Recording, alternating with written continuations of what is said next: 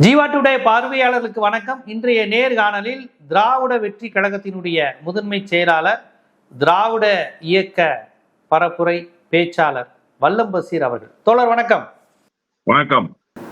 இந்த வேட்பாளர்கள் நிறுத்துவதில் மிகப்பெரிய அரசியல் இருக்குன்னு சொன்னாங்க. எடப்பாடியினுடைய ராஜதந்திரம் என்னன்னா, வாசனுக்கு சூப்பரா திமுகவினுடைய வெற்றி பெற வாய்ப்புள்ள அமைச்சர்கள் சீட்டா கொடுத்து காலி பண்ணிட்டாரு. பார்த்தீங்களா, தாமரை சின்னத்தை தானே நிற்கணும், இந்தா தாமரை சின்னம், போய் ஈரோடு முத்துச்சாமிகிட்ட மோது, நம்ம ஒட்டஞ்சத்திரம் இவர் நம்ம சக்கரபாணிகிட்ட மோது அப்படின்னு ஒரு 90 விழுக்காடு வெற்றி வாய்ப்புள்ளவர்கள் தொடர்ந்து வெற்றி பெறுவர்கள் பார்த்து இவருக்கு தமாகாக்கு தள்ளி விட்டாரு அப்படிங்கிறது அந்த நேரத்தில் பேசப்பட்டது. இப்போ இன்னொரு விஷயம் சொல்றாங்க, பார்த்தீங்களா, எடப்பாடி நிற்கிற இடத்துல விஜய் கரெக்டாக கேண்டிடேட் தலைமறைவாகிறாரு அப்படின்னு ஒன்று சொன்னாங்க. இன்னொன்று, பெரம்பூர்ல விஜய் நிற்கிற இடத்துல ஏடிஎம்கே நிற்கும், ஸ்ட்ராங்கான ஆட்கள் நிற்பாங்கன்னு பார்த்தா பாமகவை நிப்பாட்டுறாங்க. சென்னையில பரவலா வன்னியர் இருந்தாலும் பெரம்பூர்ல அவ்வளவு அதிகமான வன்னியர்கள் கிடையாது. பரவலா சென்னையில வன்னியர்களும் அதிகம், ஆதி திராவிடர்கள் அதிகம். ஆனா அந்த தொகுதியில அப்படி ஒன்றும் வன்னியர்கள் பாமகவுக்கு கணிசமா இருக்கிற அளவுக்கு கிடையாது. ஏற்கனவே திண்டுக்கல்ல பாமக கொடுத்து தோல்வி அடைஞ்சவங்க தான். இப்பயும் அதே மாதிரி விஜய்க்கு எதிராக நிப்பாட்டுறாங்க. ஏன் ஒரு ஸ்ட்ராங்கா ஒரு ஏடிஎம்கே போட்டி போட முடியாது? அங்க திமுக சிட்டிங் எம்எல்ஏ நான் விஜயை தோக்கடிப்பேன்னு சொல்லி பிரச்சாரம் செய்யறாரு.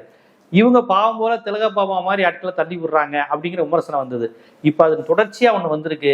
இவங்க காடுவெட்டி குரு அவர்களுடைய மகள் இப்ப பேட்டி கொடுத்துருக்குறாங்க. தொடர்ச்சியா இப்படிதான் நம்ம கட்சியை இவங்க காலி செஞ்சுக்கிட்டு இருக்கிறாங்க. வன்னிய மக்களுடைய உழைப்ப திலகபாமாவை கொண்டு வேணும்னே தோக்குறதுக்காக நிப்பாட்டுறாங்க. இதுல அவங்களுக்கு தோல்வி கிடையாது, ஏன்னா அவங்க பெட்டி வாங்கிடுறாங்க. இது அவங்க சொன்ன வார்த்தை. காடுவெட்டியினுடைய மகள் செய்தியாளர் சந்திப்பில் சொன்ன வார்த்தை. விஜய்கிட்ட பணம் வாங்கிட்டு நிறுத்துறாங்க. இந்த மாதிரி வேலையை பாமக தொடர்ந்து செய்யுதுங்க. ஆனா இடஒதுக்கீடுக்கு போராளிகள் குடும்பத்தை கண்டுக்க மாட்டாங்க. எங்க அப்பாவுக்கு கூட மருத்துவ செலவு பண்ணல. ஆனா இந்த மாதிரிதான் ஒவ்வொரு தொகுதியிலையும் பாமக தோக்குற மாதிரி சில தொகுதியில அந்த வெற்றி அங்க இருக்க கேண்டிடேட்டை பணம் வாங்கிக்கிட்டு இப்படி செய்யறாங்கிற ஒரு கடுமையான குற்றச்சாட்டை அந்த வன்னியர் சங்க தலைவருடைய மகள் வச்சிருக்கிறாங்களே. இதை நீங்க எப்படி பாக்குறீங்க? இல்ல அவங்களுக்கு தனிப்பட்ட பாமக மேல உள்ள கோபத்தை அப்படி காட்டுறாங்களா? இல்ல, பாட்டாளி மக்கள் கட்சியினுடைய இயங்கியலே நான் ஒட்டுமொத்த ஒருங்கிணைந்த பாமகவை சொல்கிறேன். ராமதாஸ், அன்புமணி இருவரும் சேர்ந்திருந்த பாமகவினுடைய இயங்கியலே தேர்தல் காலத்தில் பெரிய அளவில் பொருளாதாரத்தை ஈட்டுவது என்பதுதான் கணக்காக இருந்திருக்கிறது. அது ராமதாசினுடைய வழக்கமான நடவடிக்கை. இந்த ஸ்வீட் பாக்ஸ் என்கிற வார்த்தையே அரசியலில் புழக்கத்துக்கு வந்தது ராமதாஸ் அன்கோவினுடைய தரப்பால் தான். நீங்கள் அதை மறந்து விடவே கூடாது. கடந்த முறை தேர்தலில் கூட்டு வைப்பதற்கு எல்லாம் உறுதி செய்யப்பட்டு அவருடைய தைலாபுரம் தோட்டத்தில் ஒரு விருந்து ஏற்பாடு செய்யப்பட்டது. எடப்பாடி பழனிசாமி, சி.வி. சண்முகம் போன்றவர்கள் எல்லாம் இந்த விருந்து ஏற்பாட்டிலே கலந்து கொண்டார்கள். போன முறை கூட்டணி சட்டமன்ற தேர்தலில் உறுதி செய்யப்பட்டது. அப்போதுதான் இந்த ஸ்வீட் பாக்ஸ் சேர்ந்து விட்டது என்கிற அந்த வார்த்தை பிரயோகம் தமிழ்நாட்டு அரசியலில் மிகுந்த பரபரப்போடு பேசப்பட்டது. அப்போ ராமதாஸ், பாட்டாளி மக்கள் கட்சி, அன்புமணி இவர்கள் ஒன்றிணைந்து இருந்த போதே இந்த மாதிரியாக சீட்டுக்கு பணத்தை பெற்றுக் கொள்வது என்பது வழக்கமான ஒன்றுதான். இந்த முறை அதிலும் கூடுதலாக அன்புமணி தரப்புக்கு அதிமுக தரப்பிலிருந்தும் பணம் கொடுக்கப்பட்டிருக்கிறது. அதே போல விஜய் தரப்பிடமிருந்தும் ஒரு தொகை கைமாறி இருக்கிறது என்கிற செய்தியை இன்றைக்கு குருவினுடைய மகள் சொல்லி இருக்கிறார். அதுக்கான வாய்ப்பு இருக்கிறதா அப்படின்னு கேட்டா நிச்சயமாக வாய்ப்பு இருக்கிறது. உதாரணமாக சொல்ல வேண்டும் என்று சொன்னால், கூட்டணி கட்சியில் வலிமையாக இருக்கிற கட்சி இன்றைய தேதியில் பாட்டாளி மக்கள் கட்சி தான். ஏன்னா நீங்க பாஜகவுக்கு அடுத்த இடம் பாட்டாளி மக்கள் கட்சிக்கு தான் கொடுத்துருக்கீங்க. உங்களுடைய சீட் ஷேரிங் அதை தான் உணர்த்துது. திமுக கூட்டணியில காங்கிரஸுக்கு அடுத்து பெரிய கட்சி எதுன்னு பார்த்தா தேமுதிக, அதுக்கு அடுத்து பெரிய கட்சி விசிக. அப்படித்தானே சீட் ஷேரிங் நடந்திருக்கு. 10, 8 இப்படித்தானே போயிருக்கு.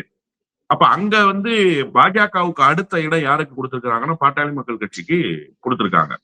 அப்ப அவ்வளவு பெரிய கட்சி என்கிற வலிமையை பெற்றிருக்கிற பாட்டாளி மக்கள் கட்சி. இன்னும் சொல்லணும்னு சொன்னா, ஒரு மேஜர் பார்ட்ட அதிமுக இருந்து பிரிச்சுட்டு வந்தாரு தினகரன் இல்லையா? அப்ப தினகரனை விட பெரிய கட்டமைப்பு பாட்டாளி மக்கள் கட்சிக்கு இருப்பதாகத்தான் எடப்பாடி பழனிசாமி கருதி இருக்காரு. ஆனால் அவர்கள் வெற்றி பெற்ற தொகுதியை இன்றைக்கு யாருக்கு தாரை வார்த்திருக்கிறாங்கன்னு பாக்குறோம். மயிலம் தொகுதி பாட்டாளி மக்கள் கட்சி வெற்றி பெற்ற தொகுதி. பாட்டாளி மக்கள் கட்சி வெற்றி பெற்ற தொகுதி. அதிலும் குறிப்பாக இந்த எம்எல்ஏக்கள் பிரிஞ்சாங்க இல்லையா? ஜி.கே. மணியும் அருளும் ஒரு பக்கம் போனாங்க, இன்னும் 2-3 எம்எல்ஏக்கள் சில இந்த பக்கம் போனாங்க இல்லையா? அன்புமணி ஆதரவு எம்எல்ஏவாக இருக்கக்கூடியவர் வெற்றி பெற்ற தொகுதி மயிலம் தொகுதி. அந்த மயிலம் தொகுதியை சி.வி. சண்முகத்துக்காக விட்டு கொடுக்குறாங்க. இது என்ன டீலிங், எதன் அடிப்படையில விட்டு கொடுத்தாங்க அப்படின்னு பார்த்தா, அங்க இருக்கக்கூடியவர்கள் சொல்கிற செய்தி என்னன்னா, சி.வி. சண்முகம் சொல்லிட்டாரு, நான் வந்து நீங்க இன்ன பிற தொகுதிகள்ல சேலம் மாவட்டத்துல இருக்கிற செலவுகளை நான் பாத்துக்கிறேன், விழுப்புரம் மாவட்டத்துல இருக்கிற தொகுதியினுடைய செலவுகளை நான் பாத்துக்கிறேன், எனக்கு இந்த தொகுதியை விட்டு கொடுங்க, ஏன்னா நான் போய் திருக்கோயிலூர்ல நிக்க முடியாது, அதே மாதிரி டாக்டர் லட்சுமணனை எடுத்து நிக்க முடியாது, நான் தோத்துட்டேன்னா எனக்கு ரொம்ப சங்கடம் ஆயிடும், இந்த முறை நான் எப்படியாவது லட்சுமணன் அவர்கிட்ட இருந்து போனவர் தானே, லட்சுமணன் இவர்கிட்ட இருந்து போனவர் தானே, ஏடிஎம்கேல இருந்து போனவர் தானே. ஆமா, இங்க இருந்து போனவரு அதுக்கப்புறம் அங்க போய் எம்எல்ஏ ஆயிட்டாரு. அதுதான் அவருக்கு பிரஸ்டீஜ் இஷ்யூ. ஏன்னா ஏற்கனவே எலெக்ஷன்ல தோத்துருக்காரு. இப்ப திரும்பவும் ஒரு தோல்வியை தழுவக்கூடாது. 2வது மாநிலங்களவை பொறுப்பை விட்டு விட்டு போய் சட்டமன்ற தேர்தல்ல போட்டியிடுறாரு. அப்போ எவ்வளவு முக்கியத்துவமாக அந்த மாநில அரசியலுக்குள் கால் பதிக்கணும்னு அவர் பாக்குறாரு அப்படிங்கறதையும் கவனத்துல கொள்ள வேண்டியிருக்கு. எனவே அந்த அடிப்படையில் அவர் வந்து மயிலம் தொகுதியை கேட்டு பெறுறாரு. இப்ப இந்த மயிலம் தொகுதியை நீங்க விற்பனை செய்ததாதானே பொருள். பாட்டாளி மக்கள் கட்சி நின்று வெற்றி பெற்று சிட்டிங் எம்எல்ஏ, அதுவும் பிரச்சனையான நேரத்தில் அன்புமணியோடு வந்திருக்கிற எம்எல்ஏ. நீங்க எவ்வளவு நெருக்கடியான நேரத்தில் உங்களோடு வந்து நின்னாரு. அப்ப அவருக்கு அதே தொகுதியை ரீட்டைன் பண்ணி கொடுக்கறதுல கூட நீங்க வந்து ஒரு பேரத்தை பேசியிருக்கீங்க, அதுக்கு விலை போயிருக்கீங்க அப்படின்னா, அப்ப இதையெல்லாம் ஒப்பிட்டு பார்க்கிற போது ஏற்கனவே நடந்த சட்டமன்ற தேர்தலில் வாங்கின அந்த ஸ்வீட் பாக்ஸ் இந்த மாதிரியான விவகாரங்கள் எல்லாம் பேசுறப்போ நீங்க வந்து குருவினுடைய மகள் சொல்லி இருக்கிற செய்தி உண்மைத்தன்மையுடையதாகத்தான் இருக்கும் என்றுதான் கருதி கொள்ள வேண்டியிருக்கு. ஏன்னா பாட்டாளி மக்கள் கட்சியினுடைய இயங்கியல் தொடர்ச்சியாக அப்படியே இருக்கு. இப்ப ரொம்ப குறிப்பா அவங்க ஒரு முக்கியமான செய்தியை ஒண்ணு சொல்றாங்க, அவங்களுக்கு எந்த நஷ்டமும் இல்ல, அவங்களுக்கு பொருளாதாரத்துல ஒரு பெரிய பயன் கிடைச்சிருது அப்படின்னு சொல்றாங்க இல்லையா. அது யதார்த்தமான உண்மை. காரணம் என்ன அப்படின்னு கேட்டீங்கன்னா, நீங்க கட்சி வெற்றி பெற்றா ஒட்டுமொத்த கட்சியும் ஒரு உற்சாகமான மனநிலைக்கு வரும், ஒட்டுமொத்த கட்சியும் ஒரு அடுத்த கட்ட நகர்வுக்கு தயாராகும். ஆனா இங்க பாட்டாளி மக்கள் கட்சி தொடர் தோல்வியை தழுவுகிற போதெல்லாம் பாட்டாளி மக்கள் கட்சி உற்சாகமா இருக்கிறது மாதிரியே அன்புமணியினுடைய தரப்பு உற்சாகமாகவே இருப்பாங்க. எப்படி இருக்க முடியுது? சௌமியா அன்புமணிய கொண்டு போய் நாடாளுமன்ற தேர்தல்ல நிறுத்துறாங்க, நாடாளுமன்ற தேர்தல்ல களம் அவர்களுக்கு சாதகமா இல்ல, தோல்வியை தழுவுறாங்க. அன்புமணி ராமதாஸை கொண்டு போய் களத்துல நிறுத்துறாங்க, அன்புமணி ராமதாஸ் தோல்வியை தழுவுறாங்க. அப்ப கட்சியினுடைய முன்னணி முகம் என்று அறியப்படுகிற முகங்களே தேர்தலில் தோல்வியை தழுவுது. தோல்வியை தழுவிட்டதுக்கு பிறகு இவங்க தரப்புல உற்சாகம் குறையவே இல்லையே, கட்சி தொய்வடைஞ்சிருச்சு. அப்ப இவங்களுடைய அந்த உற்சாகத்துக்கு என்ன காரணம்னா பொருளாதார பயன் அடைந்ததுதான் காரணம். எனவே பொருளாதார பயனை அடைந்து கொண்டு கட்சியை வீக்காகிற வேலையை இவங்க தொடர்ச்சியா செய்யறாங்களான்னா ஆமா, கட்சியை தொடர்ச்சியாக செய்யறாங்க. ஆனா விஜய் மாதிரியான ஆட்களுக்கெல்லாம் விலை போக வேண்டிய அவசியம் வந்துருச்சா அன்புமணிக்கு? அவர் வந்து ஒன்றிய அரசினுடைய அமைச்சராக இருந்தவர், 2 முறை நாடாளுமன்றத்தினுடைய மாநிலங்களவைக்கு தேர்ந்தெடுக்கப்பட்டாரு. அப்போ இவ்வளவு பெரிய ஒரு தொடர் பயணத்தில் வருகிறவர் நேற்றைக்கு வந்திருக்கிற ஒரு புதிய அரசியல்வாதியிடம் போய் விலை போறாரா அப்படின்னா, அப்ப இவர்களினுடைய கணக்கு என்னவாக இருக்கிறது? இது ஓட்டு கணக்கல்ல, நோட்டு கணக்காக இருக்கிறது என்பதுதான் இவர்கள் தேர்தல் கணக்கில் எந்த இடத்தில் நிற்கிறார்கள் என்பதை உணர்த்துகிறது. பாட்டாளி மக்கள் கட்சி போன்ற கட்சிகள் தேர்தலில் போட்டியிடுவதே, தேர்தலில் பங்கேற்பதே பொருளாதார பயனை அடைவதற்கு தானா என்கிற சந்தேகம் அந்த கட்சிக்குள்ளேயே பலருக்கு எழுந்து விட்டது என்பதுதான் யதார்த்தமான உண்மை. அதே மாதிரி எடப்பாடி தொகுதியில பாத்தீங்கன்னா விஜய் கேண்டிடேட் இதாகிறாரு. அதாவது நீங்க நல்லா இதுக்கு அதுக்குள்ள தொடர்பா நம்ம பார்க்கணும். பெரம்பூர்ல விஜய் நிக்கிறாரு, டிஎம்கே உன்னை தோக்கடிப்பேன்னு இறங்கி நின்று அந்த சிட்டிங் எம்எல்ஏ வேலை பார்க்குறாரு. இவங்க டம்மி கேண்டிடேட்டை நிப்பாட்டுறாங்க, பாமகவை நிப்பாட்டுறாங்க. பாமக இதுக்கு முன்னாடி எத்தனை முறை வெற்றி பெற்றிருக்கு? எந்த வரலாறும் இல்லை. பாமகவுக்குன்னு ஒரு செல்வாக்கு இருக்கான்னு கேட்டால் கிடையாது. இதே திலகபாவம் திண்டுக்கல்ல நிப்பாட்டுவாங்க. திண்டுக்கல்ல கொஞ்சம் வன்னியர் இருந்தாலுமே அது தென் மாவட்ட கான்செப்ட் உள்ள இடம் தான், அங்கே ஒன்றும் பெரிய பாமக இடம் கிடையாது. அப்போ கடலூர் விழுப்புரம் மாதிரி நிறுத்தாமல் திட்டமிட்டு நிறுத்துறாங்க அப்படின்னு விமர்சனத்தை நம்ம வைக்கிறோம். அவங்க நாங்கள் வென்று காட்டுவோங்கிறாங்க. சரி, எடப்பாடி ஏரியா, அங்கே அவர் எடப்பாடி ஸ்டார் கேண்டிடேட் தான், அதை யாரும் மறுக்க முடியாது. அங்கே திமுக போட்டி கேண்டிடேட்டை நிப்பாட்டுறாங்க. ஆனால் இவங்க யாரை நிப்பாட்டுறாங்கன்னா, விஜய் நிப்பாட்டுற ஆள் வந்து தலைமறைவாயிடுறாரு. அப்போ எடப்பாடி ஜெயிக்கட்டும் அப்படிங்கிறதுல விஜய் டீலிங், இங்கே வந்து விஜய் எப்படியா ஜெயிக்க வைக்கணுங்கிறதுல ஏடிஎம்கே பாமக டீலிங் அப்படிங்கிறது உறுதியாகுதா அப்படிங்கிற மாதிரியான கேள்விகள் வருது. ஆனால் அவங்களை கேட்டால் அதெல்லாம் யதார்த்தமாக நடக்கிறதாங்கிறாங்க. இல்ல, ஒரு 2 தினங்களுக்கு முன்பு பெரம்பூர் தொகுதியில் விஜய் எதிர்த்து போட்டியிடுகிற வேட்பாளர் அந்த திலகபாமான்னு நினைக்கிறேன் அந்த அக்காவோட பேரு. அந்த அக்கா பேசும்போது, நான் விஜயினுடைய ரசிகை, விஜய் அரசியலுக்கு வந்ததே நான் வரவேற்கிறேன்னு பேசுறாங்க. இப்ப நீங்க ஒரு களத்துல எதிர்த்து நிக்கிறீங்க, அந்த களத்துல யார நீங்க எதிர்த்து நிக்கிறீங்களோ அவருடைய ரசிகை நான்னா இந்த கருத்து அந்த தொகுதி மக்களிடத்துல எப்படி போய் சேரும்? அவருடைய அரசியலை நான் வரவேற்கிறேன்னு சொன்னா அது அந்த தொகுதி மக்களிடத்துல எப்படி போய் சேரும்? அப்ப இன்னைக்கு போட்டி ஆமா. போட்டு நிக்க போகுது. போட்டி போட்டு நிக்கும் போது ஒரே தொகுதியில எதிர்த்து நிக்கிற கேண்டிடேட். அத சொன்னா எப்படி இருக்கும்? அந்த கருத்தை வெளிப்படுத்துவதன் மூலமாக விஜய்க்கு ஒரு சாஃப்ட் கார்னரை இவங்க உருவாக்குறாங்க அப்படிங்கிறது தான் யதார்த்தமான உண்மை. இந்த பக்கம் பாத்தீங்கன்னா எடப்பாடி பழனிசாமியை எதிர்த்து நிற்கக்கூடிய வேட்பாளர் வந்து தலைமறைவாகிறாரு. அந்த முதல்ல என்ன சொன்னாங்க, அவரை கடத்திட்டு போயிட்டாருன்னு அங்க தேர்தல் அதிகாரிகள்கிட்ட போய் முற்றுகையிட்டாங்க. அப்புறம் போலீஸ் விசாரிச்சுட்டு சொல்லுது, கடத்திட்டு எல்லாம் போகல, அவரே தலைமறைவாயிட்டாரு அப்படிங்கிற உண்மையை கண்டறிஞ்சு சொல்லுது. இப்ப இது ரெண்டுக்கும் தொடர்பு இருக்கு, இது ரெண்டையும் ஒன்றோடு ஒன்று வேறுபடுத்தி பார்த்திட முடியாது அப்படின்னா நிச்சயமாக ரெண்டுக்கும் ஒன்றோடு ஒன்று தொடர்பு இருக்கிறது. இதை நீங்க வேறுபடுத்தி பார்க்க முடியாது. சார், ஒரு விஷயம், எப்போதுமே பெரிய தலைவர்களை எதிர்த்து பெரிய தலைவர்கள் போட்டியிட மாட்டாங்க. இது வந்து அரசியல்ல ரொம்ப சொற்பமாக நடக்கும். எங்கேயாவது ஒன்று ரெண்டு இடத்துல நடக்கும். ஒரு முறை நத்தம் விஸ்வநாதனை பெரியசாமியை எதிர்த்து போட்டி போட சொல்லி ஜெயலலிதா அம்மையார் அனுப்பிச்சு வச்சுட்டாங்க. என்ன உங்க 2 பேருக்குள்ள ஒரு டீலிங் இருக்கா அப்படின்லாம் கேட்டாங்க. வேற வழி இல்லாம போய் போட்டு தோல்வியே தழுவினாரு. இப்ப எடப்பாடி பழனிசாமிக்கு எதிராக வலுவான கேண்டிடேட்டை நிறுத்த முடியாதா? நிச்சயமாக முடியும். ஆனா அதை திமுக எப்போதும் செய்யறதில்லை. அதுக்கு என்ன காரணம்னா, ஆப்போசிஷன் பார்ட்டி என்கிற ஒரு கட்டமைப்பு இல்லாமல் போய்விடக் கூடாதுங்கிற ஜனநாயக பண்பு. இப்ப நீங்க வந்து அதை அப்படிதான் புரிஞ்சுக்கணும். இப்ப இங்க வந்து தேர்தல்ல பங்கெடுக்காமலே போறது இருக்குல்ல, அது வந்து ரொம்ப பெரிய ஒரு ஆபத்தான ஒரு சூழலை உருவாக்கும். நீங்க வந்து 234 தொகுதிக்கு கண்டெஸ்ட் பண்றீங்க. ஆனா கடைசியில அட்லாஸ்ட் 233 தொகுதிக்கு தான் கேண்டிடேட். ஒரு தொகுதிக்கு கேண்டிடேட் இல்ல. நீங்க களத்துல நின்னு எதிர்க்கிறதுங்கிறது வேற. இப்ப விஜயினுடைய கணக்கு என்ன? திமுகவினுடைய கணக்கு ஆப்போசிஷன் பார்ட்டின்னு ஒண்ணு இருக்கணும், இல்லாம போயிடக்கூடாது. எடப்பாடி பழனிசாமியே தோல்வியை தழுவிட்டா ஷேடோ கவர்மெண்டே இல்லாம போயிருமே, அது ஜனநாயகத்துக்கு ஆபத்தாயிருமேன்னு திமுக கருதுது. இப்ப விஜய் அப்படி நினைக்கிறாரா? ஏன் ஆளுங்கட்சி ஆயிடுவாரா விஜய்?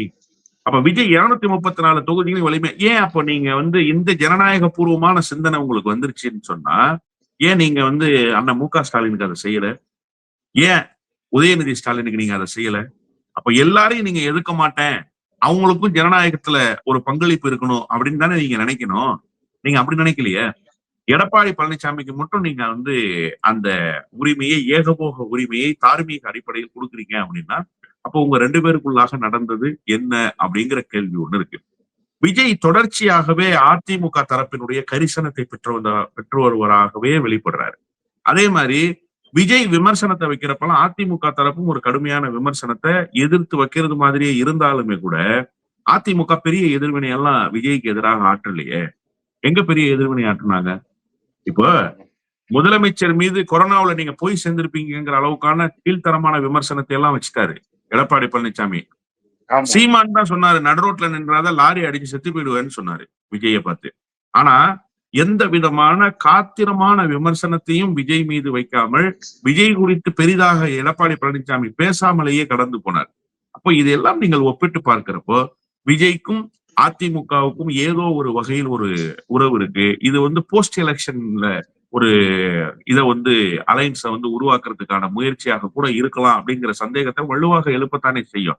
ஏன்னா நாளைக்கு தொங்கு சட்டப்பேரவை அதிமுக தரப்புல இருந்து அமைஞ்சிட்டா, விஜய் எங்காவது 2-3 இடங்களில் வெற்றி பெற்றுட்டா, அதை வைத்துக்கொண்டு ஏதாவது ஒரு அதிகார மையத்தை நகர்த்த முடியுமாங்கிற முயற்சியில கூட ஈடுபடலாம். ஒண்ணு.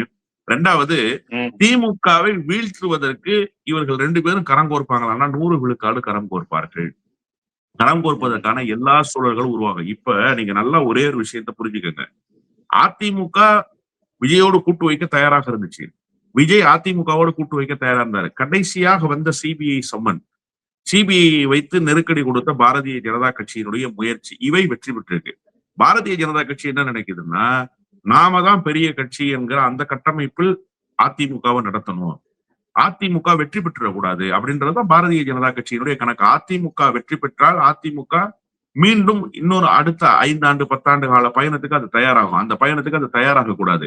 அப்ப விஜயை தனித்து விடுவதன் மூலமாக ஆட்டோமேட்டிக்கா விஜய்க்கு வந்து அதிமுகவினுடைய வாக்குகள் சொற்பமாக கிடைச்சிரும்னு பாஜக ஒரு கணக்கு போட்டு, பாஜக வகுத்த வியூகத்தின் அடிப்படையில் தான் தனியாக நிற்கிறார் விஜய்.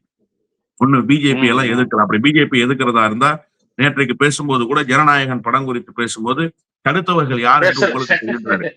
உங்களுக்கு தெரியும். உங்களுக்கு என்ன எல்லாமே தான் மக்களுக்கு தெரியும். அப்புறம் நீங்க எதுக்கு பரப்புரை? எல்லாமே தான் மக்களுக்கு தெரியும். இல்ல. நீங்க எதுக்கு கேண்டிடேட் போடுறீங்க? என் பொண்டாட்டியை தூண்டி விட்டது யாருன்னு உங்களுக்கு தெரியுங்கிறாரு. இது என்ன இதெல்லாம் பேச்சுனே எனக்கு எவ்வளவு தெரியல. ஒரு அரசியல் மலிவான பேச்சு இல்லையா? நீங்க வந்து ஆ. உங்களுடைய சொந்த மனைவியை சரியாக வைத்துக் கொள்ளாமல் அவர்களை உங்களுடைய வாழ்க்கை துணை என்கிற அந்த குறைந்தபட்ச அடிப்படைகள் கூட நீங்க பார்க்காம உங்களுடைய வாழ்க்கையை மோசமாக நகர்த்திட்டு இதுக்கு காரணம் வந்து திமுக தான் அப்படின்னு சொல்றது ஒரு கேவலமான செயல் இல்லையா? திமுகவுக்கு இதுதான் வேலையா? திமுக உங்களை ஜனநாயக களத்தில் வீழ்த்தணும்னு நினைக்குமே தவிர ஒருபோதும் உங்களை திராவிட முன்னேற்ற கழகம் இது போன்ற வேலைகளால் வீழ்த்திட முடியும்னு நம்பாது. ஏன்னா அது ஒரு பெரிய பேர் இயக்கம். அது பல தேர்தல்களை சந்தித்திருக்கு. அது ஒரு ஜனநாயக கட்டமைப்பு. யாரையாவது ஒருவரை இப்படி எங்காவது ஒரு இடத்தில் திராவிட முன்னேற்ற கழகம் கார்னர் பண்ணி அரசியல்ல அப்புறப்படுத்தியிருக்கா? நான் இன்னும் வலிமையாகவே சொல்றேன். நீங்க சவால் விட்டு பேசினாரு ராயபுரத்துல போட்டியிட்ட அண்ணன் ஜெயக்குமார். அண்ணன் ஜெயக்குமார் சிந்து என்கிற யாரோ ஒருவரோடு தொடர்பில் இருந்து அதற்கு குழந்தை பிறந்துருச்சுன்னு வெற்றிவேல் போன்றவர்கள் எல்லாம் சொல்லி அதற்காக சாட்சியாக அந்த ஆடியோ எல்லாம் ரோட்டாண்டவாமான ஆடியோ எல்லாம் பரப்பப்பட்டது. நான் உன்னை களத்தில் வீழ்த்துவேன்னு சொன்னதே தவிர திராவிட முன்னேற்ற கழகம் எங்காவது ஒரு இடத்தில் ஜெயக்குமாரினுடைய இந்த தனிப்பட்ட ஒழுங்கினம் குறித்து பேசி வாக்கு சேகரித்தார்களா? இல்லையே. இந்த தனிப்பட்ட ஒழுங்கினம் குறித்து பேசி ஜெயக்குமாரை சிறையில் அடைக்க முயற்சித்தாங்களா? இல்லையே. ஏன் சிந்துவை கூப்பிட்டு அந்த பெட்டிஷனை வாங்க முடியாதா? குழந்தைய டிஎன்ஏ டெஸ்ட் பண்ண முடியாதா? அந்த மலிவான வேலையை ஒருபோதும் திராவிட முன்னேற்ற கழகம் செய்வதே கிடையாது. அப்போ இந்த மாதிரியான கட்டமைப்பை வைத்திருக்கிற கட்சியை பார்த்து நீங்க உங்க விவகாரத்துக்கு தொடர்புடையது திராவிட முன்னேற்ற கழகம்னு சொன்னா இந்த நாட்டு மக்கள் பார்த்து கொண்டிருக்கிறார்களா இல்லையா? எனவே இவர்களினுடைய கூட்டுச்சதி என்பது மெல்ல மெல்ல அம்பலப்பட்டு கொண்டே இருக்கிறது. ஒருவருக்கு ஒருவர் துணையாக நிற்கிறார்கள், ஒருவரிடம் ஒருவர் விலை போயிருக்கிறார்கள் என்பதை இந்த நாட்டு மக்கள் வெகு விரைவில் உணர்ந்து கொள்வார்கள் என்றுதான் நான் பார்க்கிறேன். இந்த எடப்பாடி வந்து கொரோனா காலத்தில் நான் சிறப்பா செய்ததை நீங்க கிரெடிட் டிஎம்கேக்கு கொடுக்குறீங்கிற மாதிரி விஷயத்த சொல்றாரு. கொரோனா காலத்துல அவ்வளவு பாதிப்பு இருந்த போதும் அதை முறைப்படி செயல்பட்டு இந்த கட்டமைப்பு தமிழ்நாட்டு கட்டமைப்பின்படி சரி செஞ்சது நான் தான். ராதாகிருஷ்ணன் அவர்கள் ஒவ்வொரு நாள் செய்தியாளர் சந்திப்பில் சொல்லும் போது எடப்பாடி ஆட்சி தானே நடந்துகிட்டு இருந்தது. அதை சொல்லாம கொரோனா காலத்து இதையும் சேர்த்து அவர் கொடுக்குறீங்களா அப்படிங்கிற மாதிரி ஒரு விமர்சனத்தையும் எடப்பாடி வச்சிருக்காரு. அதை எப்படி பாக்குறீங்க? இல்ல, உண்மையிலேயே எடப்பாடி பழனிசாமி தேர்தல் பிரச்சாரத்தில் எதை பேசுவது என்று தெரியாமல் தடுமாறுகிறார். நேற்றைக்கு அவருடைய பேச்சு கூட கொரோனா காலத்துல நீங்க போயிருப்பீங்க அப்படிங்கிற பேச்செல்லாம் இருக்குல்ல, இதெல்லாம் வந்து ஒரு ஆரோக்கியமான அரசியலை வளர்த்தெடுப்பதற்கு உரியதாக இல்லை. ஒரு எதிர்கட்சி தலைவர் இவ்வளவு மோசமாக வெளிப்படுவது என்பது ஜனநாயகத்துக்கு பேராபத்து. ஒரு தவறான முன்னுதாரணத்தை காட்டுறாரு. யதார்த்தத்தை நாம பேசுவோமே, ரெம்டிசிவர்னு ஒரு மருந்து சார். அந்த மருந்தை எடுத்துக்கொண்டால் அதை இன்ஜெக்ஷனா நீங்க வந்து செலுத்தி கொண்டால் அது வந்து உங்களுக்கு கொரோனாவினுடைய தாக்கத்தை கட்டுப்படுத்தும் அப்படின்னு சொல்லப்பட்ட செய்தி. உண்மையும் இருக்கலாம், பொய்யும் இருக்கலாம். நான் மருத்துவர் கிடையாது. அந்த ரெம்டிசிவர் மருந்து கிடைக்காமல் தலைநகர் சென்னையில் ஓடி அலைந்தவர்களுடைய எண்ணிக்கை சுமார் லட்சத்தை தாண்டும். தமிழ்நாடு முழுமைக்கும் அந்த மருந்து கிடைக்காமல் தடுமாறியவர்களுடைய எண்ணிக்கை கோடிக்கணக்கில் இருக்கும். அப்போ நீங்க அந்த மருந்து கிடைப்பதற்கு கூட ஆவணம் செய்யல. மாஸ்க் கிடைக்கல சார். அந்த மூச்சு காற்று வெளியே போகக்கூடாதுன்னு சொல்லப்படுகிற அந்த மாஸ்க் வந்து கிடைக்கல. இதை தாண்டி சானிடைசர் கிடைக்கல. அதை ஒரு ஏஜென்சிக்கு விற்பனை செய்தார். அந்த சானிடைசர் கொண்டு வந்து தமிழ்நாட்டில் விநியோகம் செய்கிற அந்த டீல ஒரு பெரிய ஏஜென்சிக்கு விற்பனை செய்தார் அன்றைக்கு மக்கள் நல்வாழ்வுத்துறை அமைச்சராக இருந்த விஜயபாஸ்கர். இவ்வளவும் நடந்ததற்கு பிறகு கொரோனாவுக்கு குறைஞ்சபட்சம் தடுப்பூசி போடுகிற முகாம்கள் கூட தமிழ்நாட்டில் நடத்தப்படலைன்றதுதான் யதார்த்தமான உண்மை. இந்த காலகட்டத்தில் தான் திராவிட முன்னேற்ற கழகம் ஆட்சிக்கு வந்தது. திராவிட முன்னேற்ற கழகம் ஆட்சிக்கு வந்த பிறகு முதல் 3 மாத காலம் அவர்கள் செய்த நடவடிக்கை என்ன தெரியுமா? ஒவ்வொரு வட்டங்கள் தோறும், ஒவ்வொரு வார்டு தோறும் தடுப்பூசி முகாம்களை நடத்தினாங்க, தடுப்பூசியை செலுத்தினாங்க. அதன் பிறகு இயல்பாக மக்கள் மனநிலை மாறுகிற வரை அந்த கொரோனா யுத்த காலத்தை எதிர்கொள்வதற்கு திராவிட முன்னேற்ற கழகம் எடுத்துக்கிட்ட முயற்சி இருக்குல்ல, அது வேற எந்த கட்சியும் செய்ய முடியாத முயற்சி. அவ்வளவு முயற்சியை கொரோனா யுத்த காலத்துல அவர்கள் செய்து முடித்தார்கள். மருத்துவமனையில் போதிய இடம் இல்லாம இருந்தது. சிறப்பு மருத்துவ சிகிச்சைகளுக்கு ஏற்பாடு செய்யப்பட்டது.